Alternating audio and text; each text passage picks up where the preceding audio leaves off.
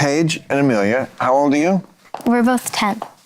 You're both 10. Yeah. Well, see, already, I was told 8 and 10. Yeah, I guess you're kids, but you seem very mature to me. Say you're interested in, like, climate change. So you start looking on that. That's a big issue. I mean, your kids are worried about it for a good reason. Okay, climate. It leads you to weather. Then you're looking up stuff about the weather. Then it leads you to Stormy Daniels. All right, now you're into porn. Now you're into a porn site. What do? I exit it. There you go.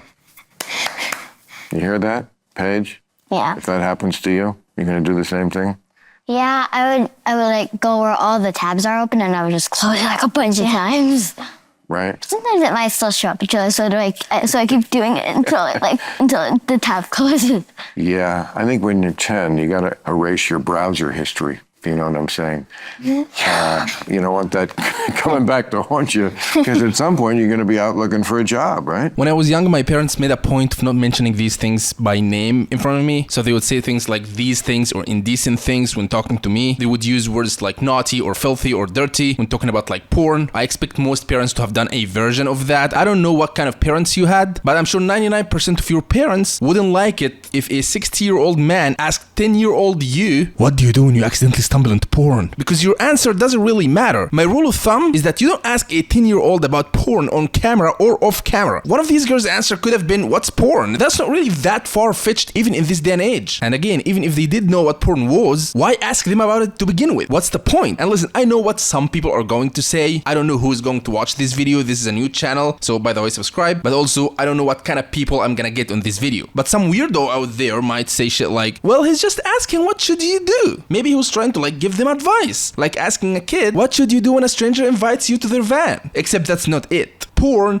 and sex in general is an exceptional topic when it comes to children. Advice when it comes to these things should only come from parents, or in the most dire situations, a professional at school talking about the issue in the most clinical, sanitized terms. Maybe. And let me tell you this, kids know that they should close porn once it pops up on their screen. I remember the first time I saw porn, and I wasn't that much of a kid, by the way. I was like a teenager, I think I was 13 or something. I don't really remember, but I remember the situation. I felt a level of shock that I turned so pale that the other kid that was present asked me if I was okay. He had already seen porn before me. It's almost like I couldn't believe what the fuck. Like, I was really shocked. I didn't need my parents to tell me, hey, there's something called porn, and when you see it, look away. And I definitely didn't have a nearly 70-year-old washed up comedian give me this instruction on camera. The second point here is, imagine this conversation happening in private. Complete privacy. And one girl said, yes, I actually did watch some of that shit. That also isn't that far-fetched. Do you have any doubt in your mind that this creep would have followed up with, really, what did you watch? I do not doubt that that would have been exactly his follow-up question. Because if his answer would have been, what the fuck, no, of course you don't look at this shit. If he was the kind of person who would do that and then notify the parents or something, which is the correct course of action you should take if a 10-year-old mentioned porn in your presence, that kind of person would have never asked that question to begin with. If you are a person who would be disturbed by the idea of a 10-year-old mentioning porn, then you would never ask them about it to begin with. And that leads me to my next point. This was predetermined and there is no chance that it wasn't. You don't believe me? Let me ask you this. How many times a conversation between you and a child around this age naturally led to a question about porn? I bet never. I bet never. For him to go from the weather to Stormy Daniels, that was planned meticulously. Also, that would never happen, by the way. Search engines these days are extremely advanced and have been for a while. You're not gonna go from learning about the Sahara storms to Stormy Daniels in a porn context. That would never happen, not on Google at least. Definitely not on Facebook. Algorithms have a lot of ills, but they're advanced enough to not suggest something because words look similar, especially if one of them is porn. This is as dumb as saying that if you are learning about ducks, dicks will pop up on the screen. Yes, I know porn sometimes appear unsolicited on people's screens, but that's usually due to viruses and malware, but not algorithmic connections. You know where else this connection would never happen naturally? Your brain, unless you want to.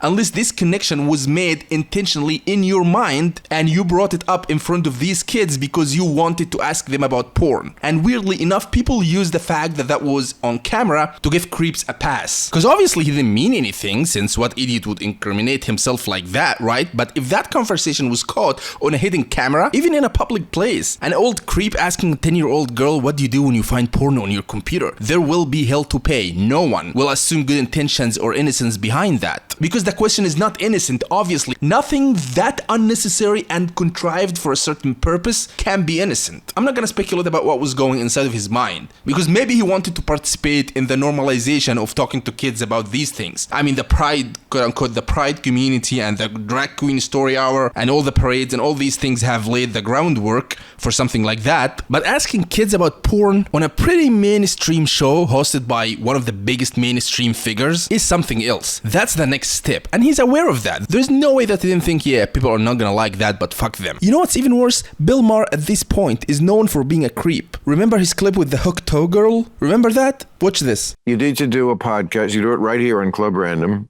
if you do it my way. Sex expert. And I'll tell you why. Wait. I'll tell you why. Because you need to, I told you you were given this chip. You were given the chip of fame. Now you want to trade that in for something that uses that, but takes it to the next level. You have to like trade on what you're already known for. That's the one thing you're known for. So you could do a podcast for, like, I don't know if there's anything from somebody that age with that point of view, but it couldn't be frivolous. You learned that thing about spitting from porn. That's where that came. What? You did. You're a political commentator and a comedian. What do you know about this girl to have her on your show? Only the fact that she made a joke about sucking penis? But you're a horny old creep who thought, oh, I have a famous show now, so let's get this 21-year-old girl who talks about spitting on dick. Anyway, thank you very much for watching. Please like and subscribe, help me get this channel off the ground, and see you in the next one.